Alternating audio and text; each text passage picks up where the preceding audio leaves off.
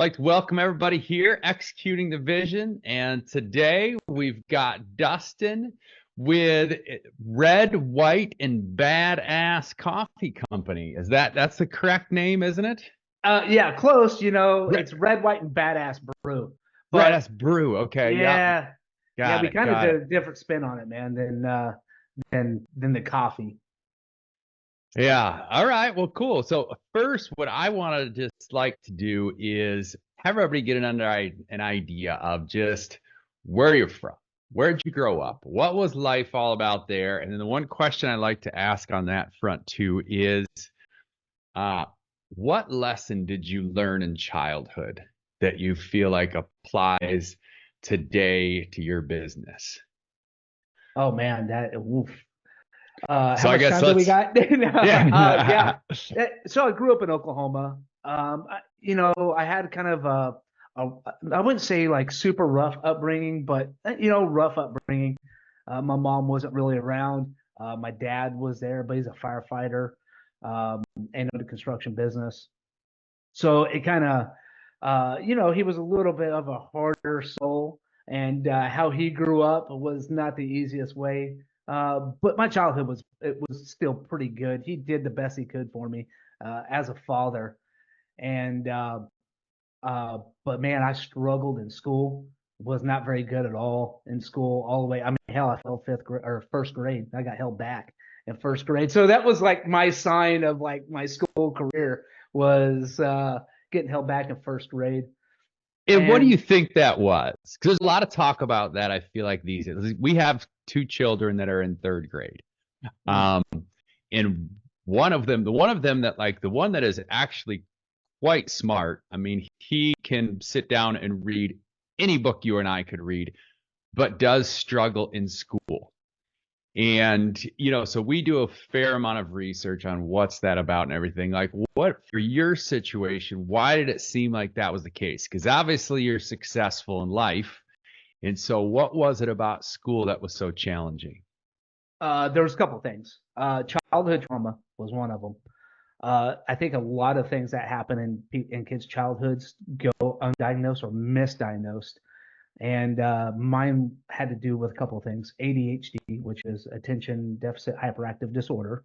And in the 80s, they didn't know really how to deal with kids who had it. And then on top of that, the childhood trauma with that as well. So I had a couple different issues going on. My mom wasn't really around in the picture. She left when I was 8. Some other things kind of happened with my mom's side of the family. And it was so I came into school with already I was my grandmother abused me so I came into school with already this like spun up mentality that was just different than other kids, and so I came up with a lot of hyperactiveness. I had a lot of emotions that I did not know how to get out and how to properly deal with this kind of rage that was going on inside me. And so I took that out on kind of uh, authoritarian figures. So like school teachers, stuff like that. I mean, I wasn't a bad kid. I had a really good heart, but like authority, forget about it. You're going to try to put your power over me. You just ain't going to do it. So I had this kind of sense of like, just you're not going to tell me what to do. And then I always had the sense of I was never good enough for people. My mom, took off, so I had this sense like I was never good enough, and I always had to kind of prove myself. But it was easier to let everybody down than to prove myself.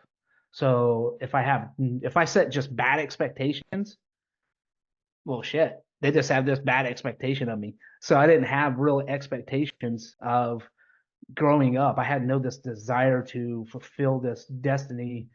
I was just living and trying to get by day to day with my own thoughts in my own head, and trying to escape those. Um, so I fell into the wrong crowd, man. Um, early on, and just struggled in school. And Um, that kind of carried on all through high school.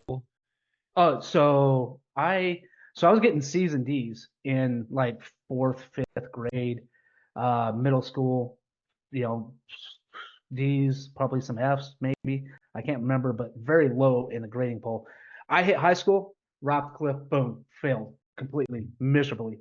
In 10th grade, I failed ninth grade. I think I got 1A, and that was physical education. And I didn't even show up for physical education half the time. So then 10th grade came around. I just told my dad, I was like, hey, listen, I'm not going to be able to, I'm going to be 21 years old before I graduate high school, if I ever graduate high school. This isn't for me. I still had a head on my shoulders, so I wasn't a dumbass kid. I just was smart, just book wise. I just could not apply myself, and I didn't know how. And confidence, I didn't have a lot of confidence in myself to do that either. I just thought, my mom didn't want me, my dad's hard on me. Um, there's not a lot of love, so why love myself? So high school, man, I just told my dad, I was like, hey, I need to get out of here and I need to drop out of high school. I'm not gonna, there's nothing I'm gonna do here. So he's like, great, man, 30 days, get your shit together and get out. And so that's how I was like, you know what, I'm gonna go join the military. So joined the Navy.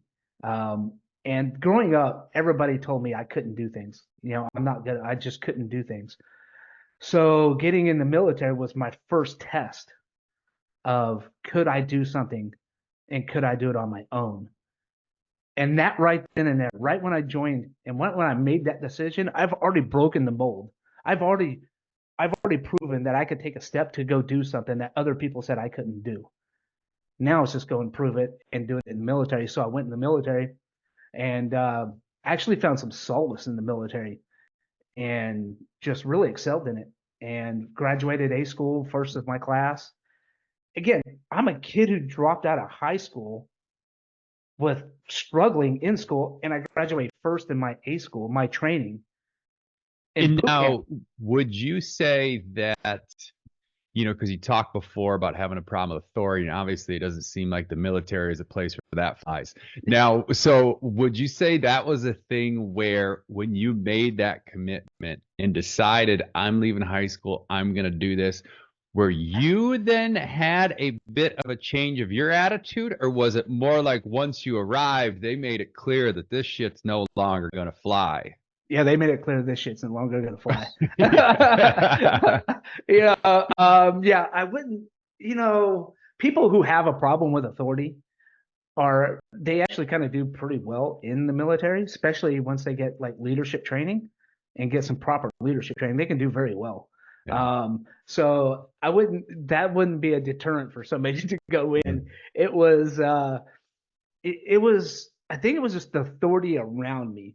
And it wasn't really necessarily authority. It was just like this confidence, this people tell me like what to do, and I have all this rage that was inside of me, dude, like really, really hard rage. Like, I did try to commit suicide as a kid. And, that was because I didn't know how to deal with the emotions, let alone I didn't know it was going to carry on, um, fucking 20 years later, essentially. Or actually before that, it'd be 13, 14 years later would be another almost time I almost did that too. So, I went in there and I didn't go in there with my emotions unchecked, but it gave me something to work towards. It gave me something to build on, and it gave me a purpose. Before the military, I had no purpose. I had no drive. There was nothing there. I was just a empty kid doing bad shit, and I wasn't bad. I wasn't like out there stealing, but I was just out there smoking, chasing girls, smoking weed, chasing girls. I didn't get into hard stuff because I saw what it did.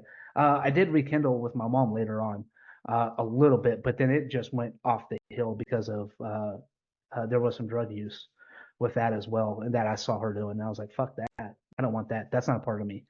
By the way, I don't know if I can cuss on your show, dude. Is that cool? Yeah, whatever. You're fine. Yeah. Okay. All right. So drug use was it was rampant. It was all over. But heavy drugs wasn't my thing. I didn't really like it. I didn't like not being in control of myself. So alcohol was a vice though I used, and that often brings out the worst in me, bring out a demon, the bad side of Dustin. Right. And so, yeah, man, then I just joined the military, and I played hard and I worked hard, because that was one of the things I was just like, all right, I'm here. I can do this. And in the military, I was really good at what I did. And I was an E2 and I was training like E5s, E6s in the Navy on how to do a job, which is not that common. So my leadership saw something in me, but I was a knucklehead, man. I went out and partied just really hard after work too.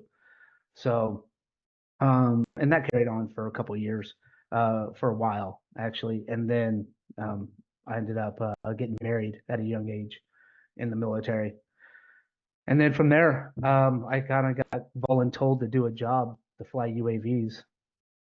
So UAVs are drones, and they do all the surveillance, intelligence, reconnaissance, and surveillance for special warfare.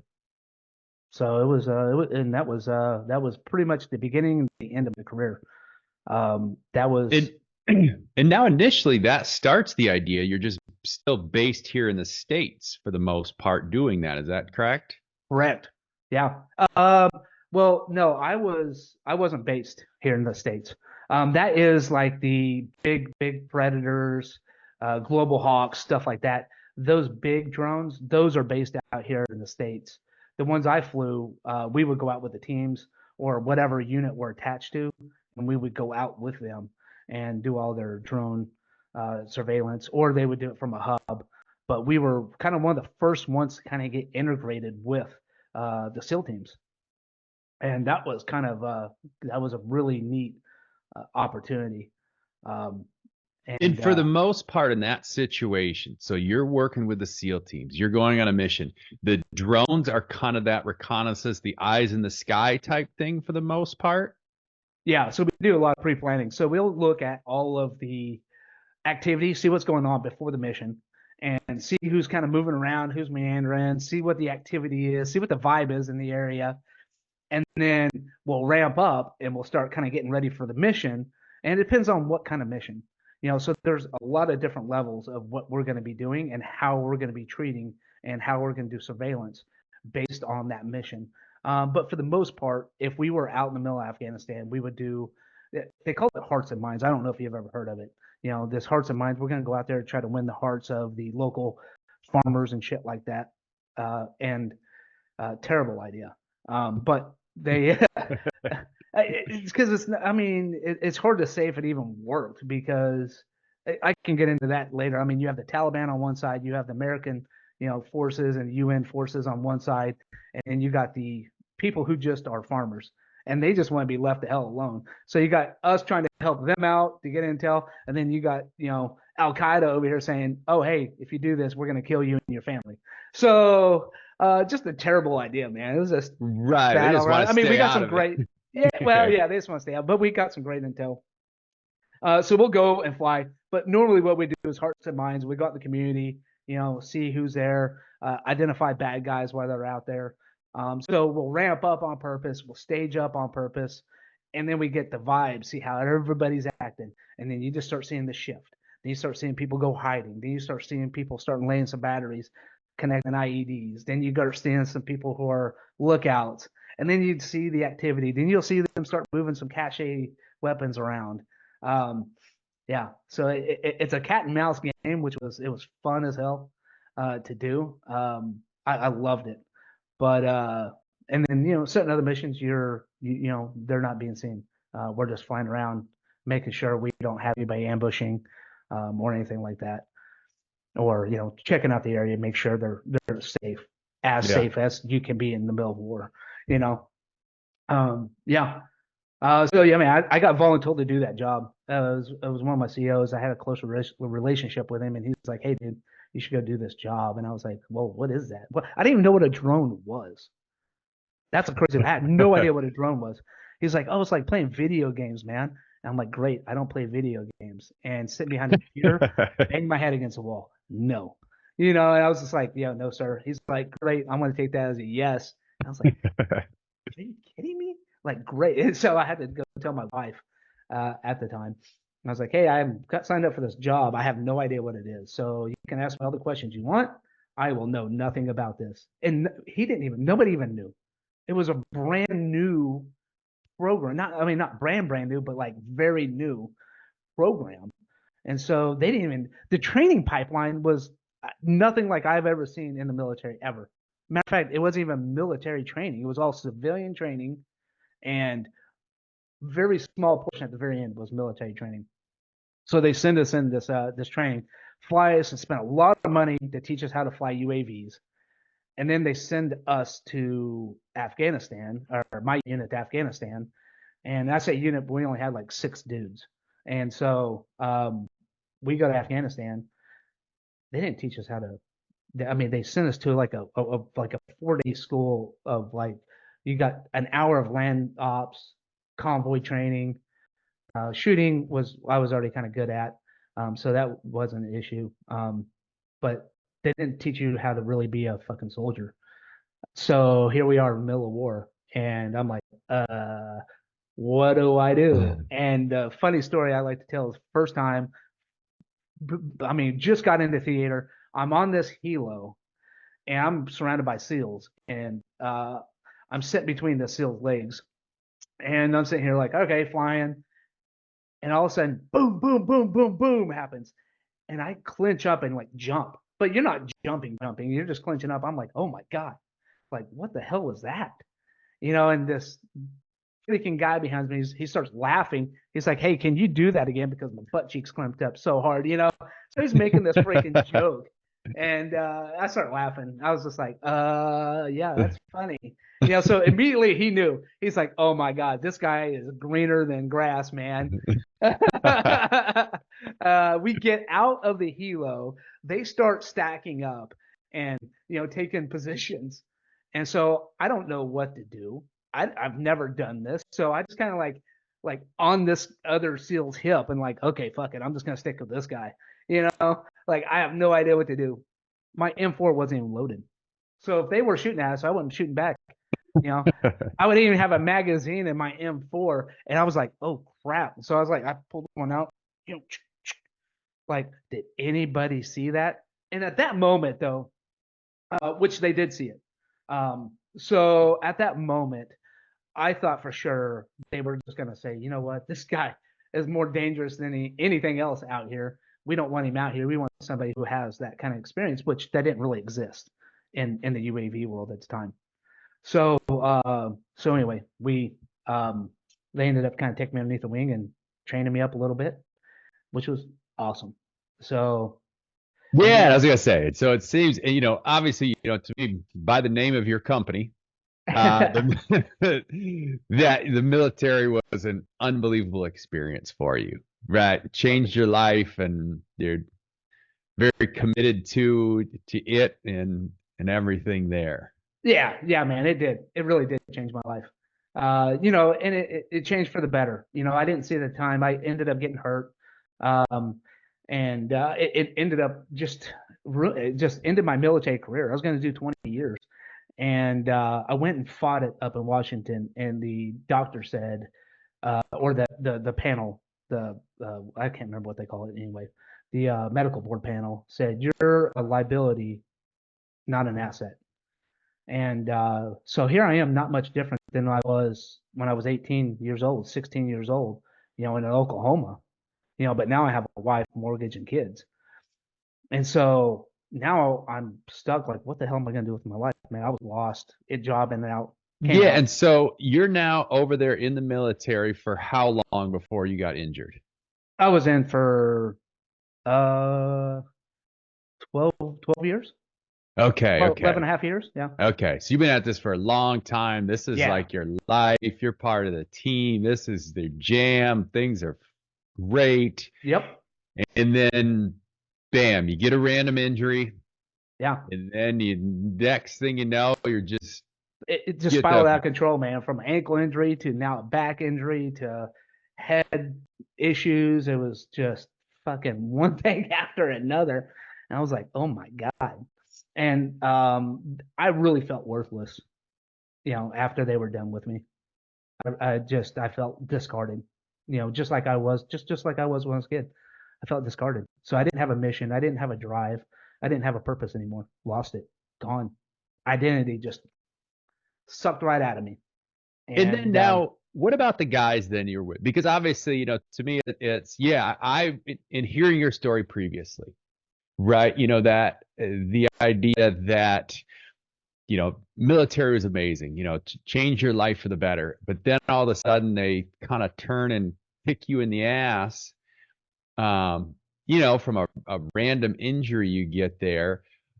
It would seem like there's possibilities that, just bitterness and never want to look back and never want to just turn and, close that chapter of your life. But yet you've then built a company that's very dedicated to supporting veterans. And so I guess explain like that part, which I assume it's the idea that just kind of the brotherhood you made there, like was stronger and way more important than whatever management decided. yeah, so it wasn't just the brotherhood. I mean, it was the brotherhood. The people that I've met, um, who kind of helped me pull through it. One of my best friends actually, helped me really pull through the darkest times. I was like, shit, I don't know what I'm gonna do with my life. But it was also the network that I built around me too, at the time. Um, you know, that was one of the things I was good at, is just being a good, positive person, no matter what. I put the mask on, man. I call it a mask. Nobody could tell that Dustin was going through stuff, because growing up, I could not show. There was not a lot of emotion being shown.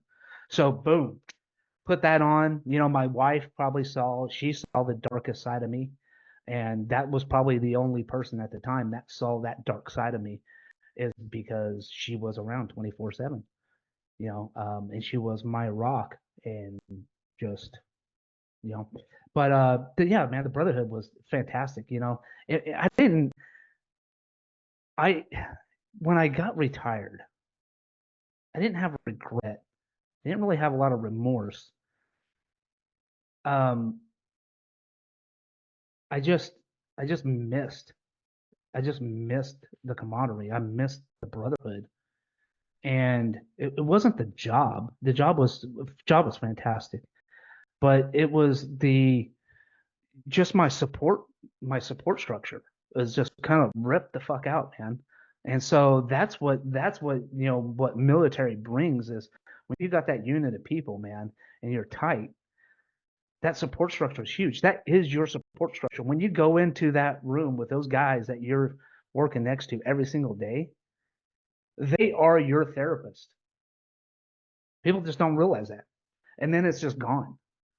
And now you have this thing. You're taking this kid who never really functioned outside of the military, brought him into the military, functioned very well, and now his identity completely stripped from him. What is he supposed to do? What am I supposed to do?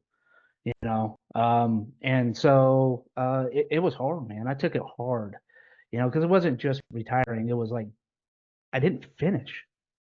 So here I have something else in my life I didn't finish. you know, wow. So now all these confidence issues start coming back. Now these people say I am not good enough. Now I'm out in this element that I'm not good enough. I've been told my whole life, I've proven my whole life that I'm not good enough. I can't be out here. I can't function out here. Couldn't find a job. Finally took a handyman job. Actually, I didn't take a handyman job. A buddy of mine gave me a handyman job. It was like, hey, I'll pay you $15 an hour. And I was just like, because I was like, shit, I'm not even gonna be able to feed my family. Like, all right, I'll take $15 an hour. And so started doing handyman stuff for him. And then I was like, damn, why am I doing this? I can do my own construction business. Uh, so that's how that led into the construction business. Just being a handyman. And that was my first real education into business. I went to school. I was going to school at the same time, but and getting my business degree.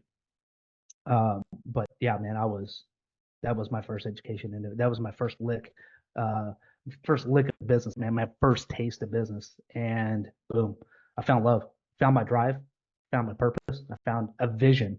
I tell guys getting out now, forget about the mission, man. The mission's done. Once you're out, the mission is is no longer there, man. You completed the mission. You know, what's your vision? Let's look at your vision. What's your vision for the rest of your life? Let's work on that now. This is your time for you to work on things that you envisioned when you were in the military. Now let's work on those. Let's get you there. So now I found my drive and my purpose, man, with being an entrepreneur. And so And then you initially got into the construction with a partner, yeah, and then things went awry there. And yeah. so then, So yeah, the partner ended very badly. I lost everything I owned. Lost my house, my cars, trucks, everything. I and went that from was over, what was the time span there? shit a year. It Yeah. was in 2020. In 2020 it started, and then by end of 2021 it was not the end of 2021, but like 2022, beginning of 2022, it was over. I was it was done. And I fought as long as I possibly could for the house. But, it was a losing battle, man. It was hard. That was a hard Yeah. one. Um, but come back better, stronger, and better. So And so then now you're had something you found a passion about. You were excited, things started doing good, partner goes sideways, things get really ugly there, and now you're kind of back, kind of. yeah, kind of. It was more of that started happening at that time in 2020. Then the construction business lawsuit started happening. Uh, Now the verge of bankruptcy was looking very, very real. Foreclosing on my house. The it wasn't making the payments. I was good with money.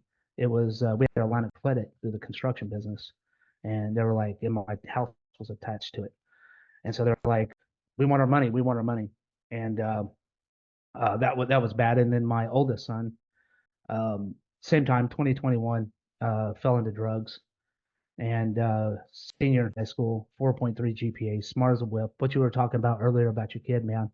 Pick up any book, can read any book. This kid's 10 times more brilliant than I'll ever be.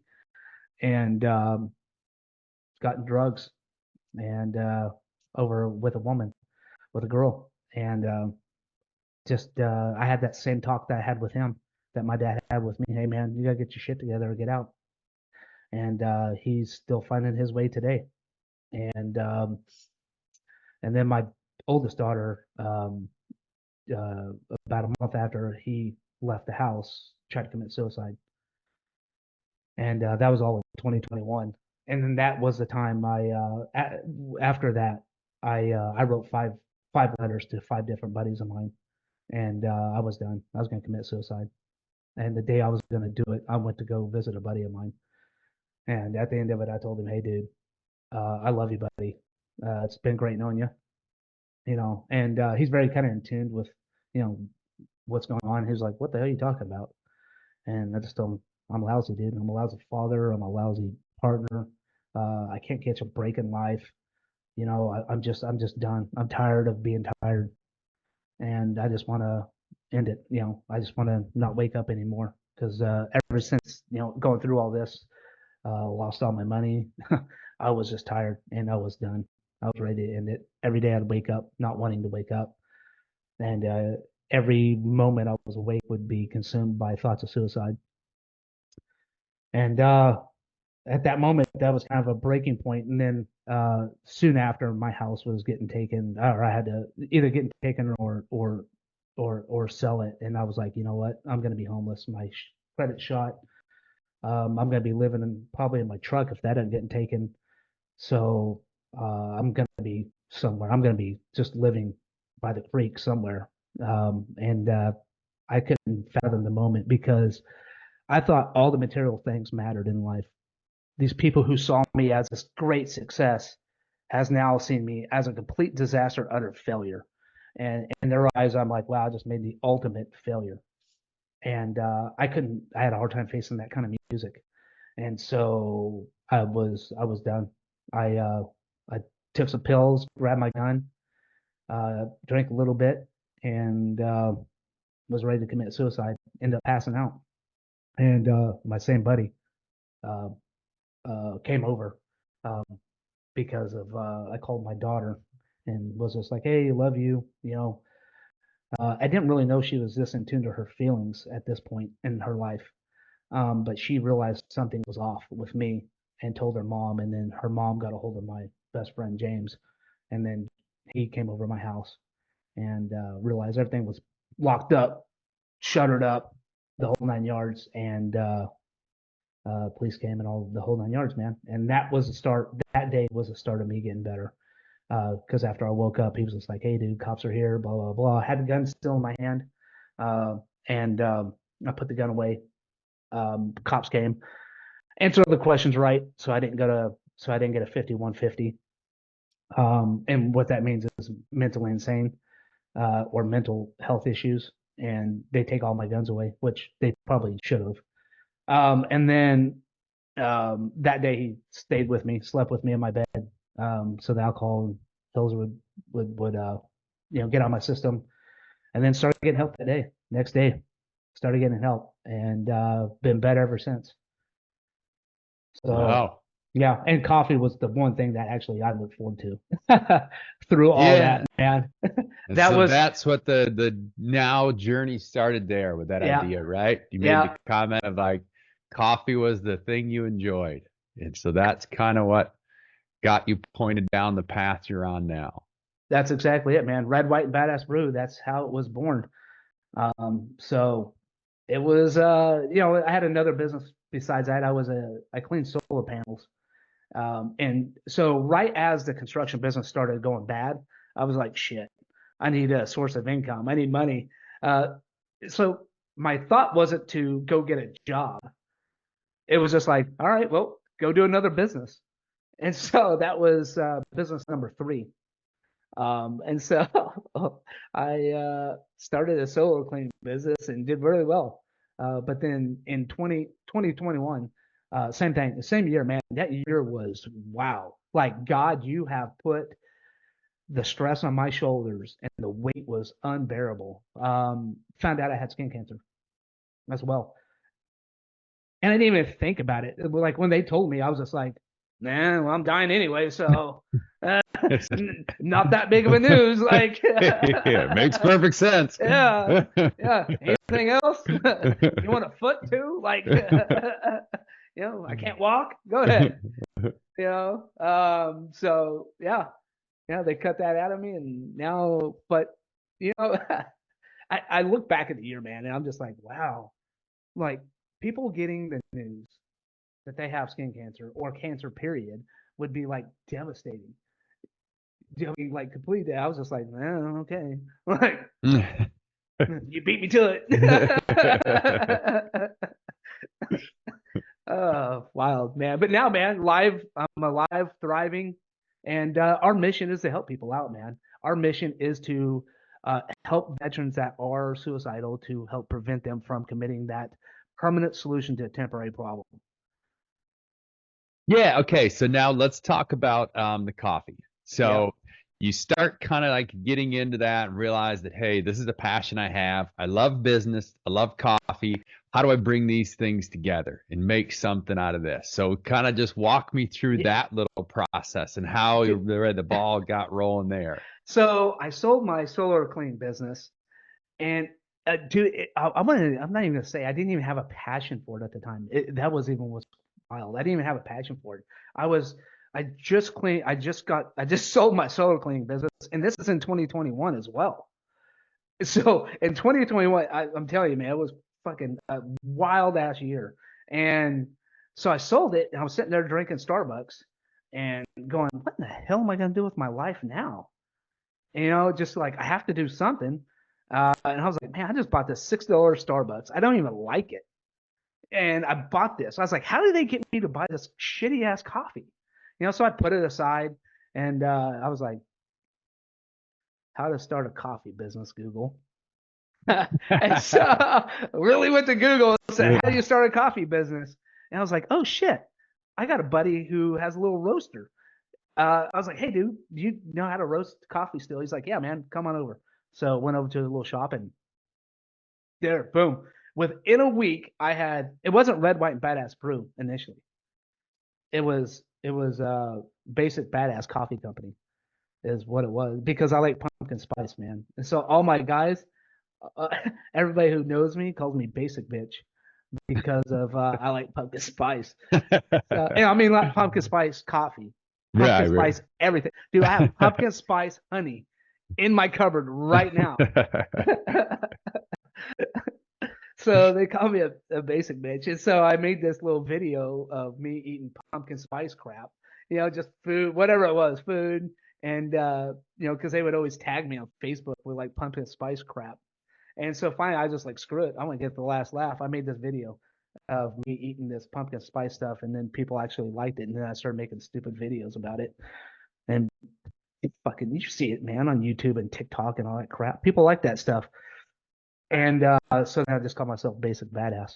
And then that's how Basic Badass Coffee Company was born. And it was closed real quick, like a month after I started it, because of Badass Coffee of Hawaii.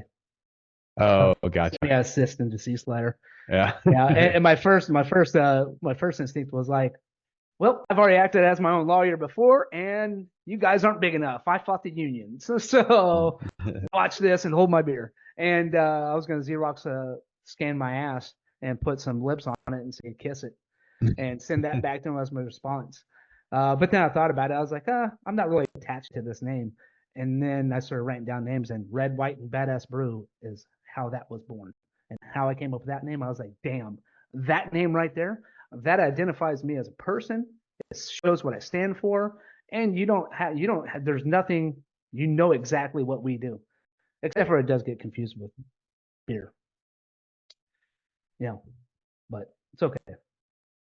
Okay. And yeah, talk to me about, so my impression of the coffee company, like the website, the name, the marketing, the names of all the different coffees. Yeah. I love like the marketing, and you kind of mentioned that, going for, a lifestyle, right? Type company with merchandise and all those things. So where does that are you the brainchild of all of that, or where does that come from? Because and then you got like, where does the graphic design work come? I mean, it's super impressive. Like I'm just scrolling down and seeing the names of your coffee and the designs of them and everything is just a fun thing to scroll through the website. It's funny, I bought some the other day, and that's what I ordered some. I told my wife, I'm like, you have to see this website. Like every single one of these things is such like great names, so cool looking.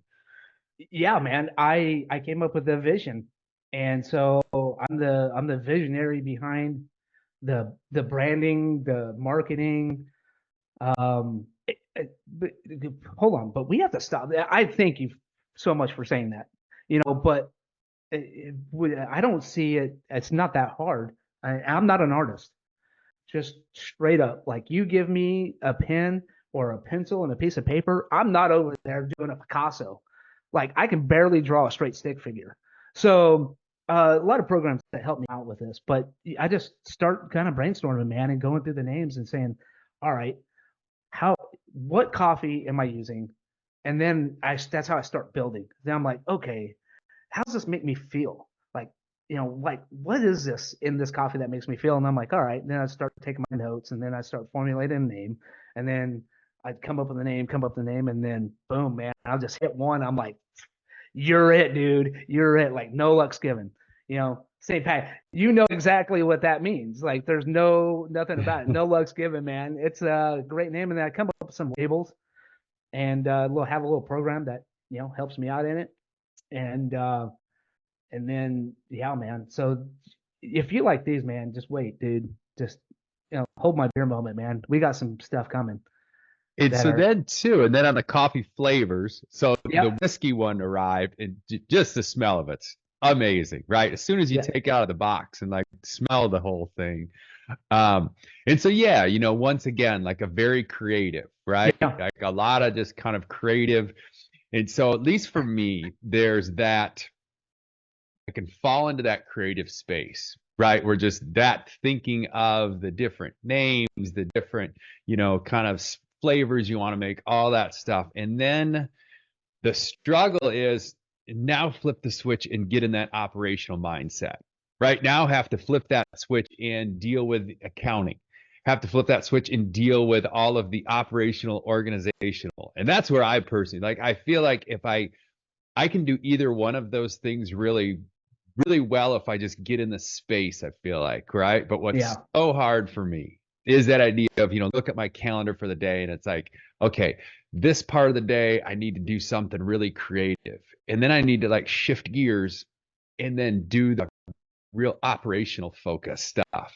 And that's always just a personal challenge, like for me to be able to effectively, because if I'm into the marketing, if I'm into the creative, then I just want to keep going, right? Like to Yep. stop and do the other is just like, this feels like torture, or vice versa, right? If I'm in the like mindset of just getting things done and blah blah blah, to stop and now try to be creative is just like I can't even do it.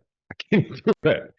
It's hard, man. That is a super struggle, is to sit down and do that, just because, one, business is chaos. And I think that's where I find a little bit of solace into it, because it's just, something always chaotic going on. But switching that mindset, man, it's super hard, dude. I am like butterfly. Woo, let me go check that butterfly out. I mean, you know what I mean? Sparkly things over here. Let me go check that out. Especially when shit that I don't want to do, like accounting. Oh my God. Anything, dude. I can hear about wells at the beach. And I'd be like, oh, that's pretty cool. But how are lines doing?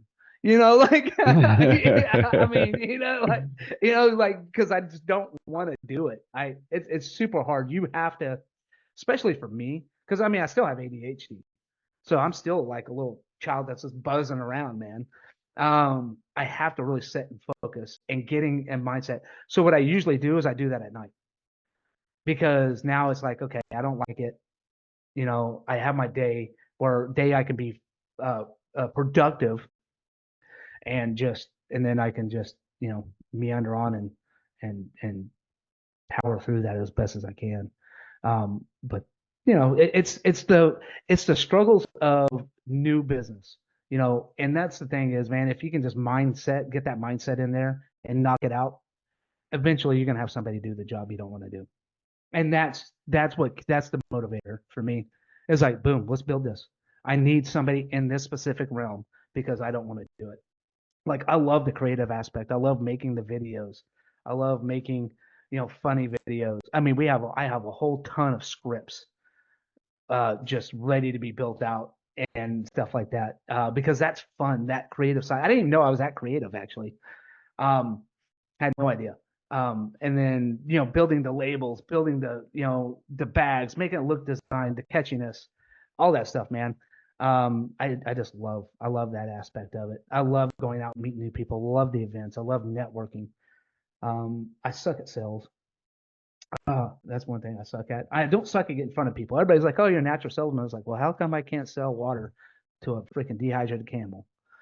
It's a closing part, man. It's an art. Those guys who can go out there and close is an art, man, and I love those guys doing it. But it's also executing the vision, man. And the vision is the big thing. And our vision is open coffee shops, is to be one of the leading coffee shops in America. And that's really our goal, man. And that's our biggest drive and our biggest focus this year. And we're taking some steps to really do that. And in this last month, we've just made some phenomenal contacts. Like we're gonna go meet Ron White, the comedian. Oh, yeah. How'd that come about? We're going to a show, and check this out. We're doing the Good Guys Car Show in Scottsdale, Arizona. We have Red White Badass Brew is going to be out there, serving some free samples and selling our swag and the bags of coffee. And I wanted to see him. He was coming to San Diego, and I was like, oh man, I really want to see this. Like, oh, I can't see this guy because of X, Y, and Z. Because it was the 15th and we were going to be in Arizona. And then I saw he had a show the 16th in Scottsdale, Arizona. I was like, shit, I'll talk to my buddy. And so I told my buddy, he's like, hey, dude, you want to go see Ron White? He's like, hell yeah. So we bought tickets. That was that. And I was sitting there thinking, it'd be cool if we can get Ron White a t-shirt of ours and say, in one of our t-shirts on the back, it says, I have trust issues. And I was like, I wonder if we can get him a ammo can box. So we have these cool ass real ammo cans that we put. It's a gift set, and it's going to be available on the website here probably next month. But we have a gift set. It's a big ass ammo can, nice, cool, our logo on it. 2 bags of coffee, a tumbler with our logo on it, and a T-shirt. And I was like, you know what? I wonder if we can get this in this guy's hands. So I just went to the internet, man, and fired up the old fingertips like cat cat cat cat cat. Went through contact to contact, finally got one, and got a hold of his manager. And I was like, hey man, this is who we are. This is what we're about. Uh, and I didn't ask them. I was just like, dude, can I just get you guys product? I just want to get this in his hands. I don't want to meet the dude. I'm not a big starstruck kind of guy. I was like, just get it in his hands. And if he likes coffee, great.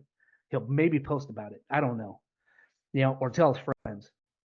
And they're like, yeah. So then they come. I got one, yeah, yeah, a couple locations in San Diego we're looking at, and even toying with the idea in Arizona. But I think our first one's going to be in San Diego. The only reason why we wouldn't do San Diego is the regulations out here are a little bit tougher. Like it, it takes about a year to actually get open, going through all the permitting and everything like that. Right. So it takes a while to get open. I mean, as you probably already know, it takes a long time to get through all that red tape out here. Arizona is a little bit faster. Yeah, and then will that whole new fast food thing affect you? The I minimum have wage? no idea how that's going to come into play, to be honest with you, dude. That's another thing to factor in. Yeah, Like, $20 an hour. except for Panera Bread. I Apparently mean, that did get changed. oh, did that? Did it Yeah, get yeah, changed? yeah, Oh, yeah. okay. I was like, how in the hell do you make a law and go, well, Yeah. everybody else except for Panera Bread? Like, how Except for does the that guy work? that happens Who to is the donate. salesman for that? I need them. um, yeah, I don't know how that's going to come into effect. I don't know if that is a law that only stipulates if it's a chain restaurant with more than X amount of shops. We'll have to check. Yeah, I think there are some yeah, there's some of those different kind of factors involved. I think you do have to have a certain amount of locations Yeah. in order to yeah, yeah, for But sure. that would probably hinder us opening a location, that many locations in California. Yeah. The problem is that I don't see us being a huge, like we are a California brand. I love California. And that's the biggest problem I have. I love California. I just don't like the politics in California. Um, so like, it sucks that but also the rest of the country is a lot more patriotic and supportive of small businesses. So it's like, okay, it only makes sense. But again, there's a couple things that we're factoring in with this thing too. Not only that, but we really want to open up a roaster too. Okay, and then other question, as far as just kind of next steps and contacts and connections that would kind of help things along. Things like store design. You have, I imagine you have some ideas in mind for that. I do. I do have some Okay. storage designs. Yeah. I have I'm envisioning it's really it goes involved with a lifestyle brand, right? So people come in there, it's like a destination. Like people are coming in there with some really nice industrial looking tables, stuff like that. We're gonna have a corner in the corner raised elevated spot where we're gonna do our podcasting because that's gonna be a part of the business as well as talking with other veterans and their stories um, and really have a place where it's going to be a central hub for people to come and gather, meet, and hold events. That's really what this place is about. It's about community, huge about community. I don't want to go into exactly what this thing's going to look like because I've already had some of my ideas taken, and I'm just like, so, Yeah, but it's so yeah. cool. It's cool because I can come up with ideas all day long, man. That's the best thing about ADHD is your mind's always like navigating these waters, man, up in here. So I come up with ideas all day long. But I have this very vivid, as I'm looking at you, but I'm actually looking at my coffee shop right now. So it's going to be a very hands-on, customer-based centric coffee shop. And the name says it all. What you seem wild. Some people are saying, "Hey, your name's going to be a little bit too aggressive." I was like, "Great, you're just not my customer." Like, Right. Yeah, yeah. I agree with that. yeah, yeah, And then from the helping veterans side of things. yep. And so how exactly are you going about doing that? Like what are the avenues that kind of methods that you're doing on that front? So right now we have right now everything that we do sell, a portion of the proceeds go to a charity called Shelter to Soldier. We take a shelter dog and train it to be a PTSD and emotional support animal for active duty and veterans. So that is one aspect. On the other ones, we have support the support the enlisted project. Every year they have like a toy drive and adopt a family. But we're really focusing on this coming year is adopting the family because they had I think it was uh, 50 families that didn't get adopted, and I was like, wow, we should have 50 people waiting just to adopt our families. So that's another big drive. And support the enlisted project is about a what they do is like there's like 1% of people, active duty people, that are homeless. Like I didn't even know that. I didn't know that was a real thing. And struggle and like getting almost evicted, don't have food in the, I understand the food part. Don't have food in the fridge and for the kids because they don't get paid. Lower enlisted don't get paid a whole lot of money, even with their basic housing allowance. Because in San Diego, that BAH is what it's called, does not suffice to what they actually need. So I can see how they would be homeless or on the verge of homeless out here. So they help these military folks out who are in that dire straits, and they teach them financial resiliency, and they help them out, to get them kind of back to square where they won't get evicted or a place to stay or a car repair or whatever the case may be. So that's another aspect, and we're looking at a couple more charities that are out there. So I'm talking with a few right now because we need to get the word. We need to make the most impact as possible because they call it 22 a day, and that means 22 veterans are committing suicide a day. But that's an old number. It's not even 22 anymore. It's more like 30, 35, I think was the last statistic. Like 35 veterans a day committing suicide. Completely asinine to me. I mean, it's not unreasonable because I can understand where they've come from, but that the coffee and this merchandise, I love it. I love it all. But this is just the vehicle. It's really what we're going to be doing for the community is what drives. That mission is really what drives us. And that's the same thing with the coffee shop. Everything that goes in this coffee shop and everything that we sell is going to go back into the veteran community, you know, a portion of it, because that is wildly huge to me because I have been there. I have been a couple of pounds away from taking my own life. I understand. And I can understand the headspace we're in. And we just need to educate these guys of these and gals of like, let's not do it. Let's speak up. Speak up, say something. I'm here. You got my phone number on my website and go straight to me. So call me. I'll answer it. Um, that's how important this thing is. That's how important the mission is. And that's also one of our biggest pushes is hiring veterans or their spouses. Yeah, okay. That's another thing I assumed that would kind of be, Yeah, yeah, yeah, part of the game. yeah. Oh, So it's great in that community, that community, man. One thing most people miss about the military is the culture. And so that's what we're trying to build here is do the off-color jokes and all that good stuff and have fun and kind of have that culture, that mentality, that military mentality back. sweet. Well, I love everything you're doing. I love the whole thing, the coffee flavors, all the stuff. I mean, it's great coffee. The branding's super fun. Obviously, the mission is amazing. So I love everything you're doing. Want to do everything I can to help and support. We'll get, Yeah. on here. We'll have the website and anything else you kind of want to share along there. Yeah. Uh, Any investors out there, we're going to be looking for investors. okay. So yeah, we're gonna need some investing into the coffee businesses. So Great. And I've got some, I can kind of follow up after this and talk to you about some different options there, some different directions, some connections I can help you make on that front. Yeah, that would be sweet. Yeah. Well, awesome. It's been great talking to you. Anything else you wanted to say before we call it? Man, just go support us. Try our coffee out. We're going to be all over San Diego in these coming months. So go follow us on the Instagram, Red, White, and Badass Brew. That'll be for all the updates. And go check us out online. And we have a lot of new swag coming out.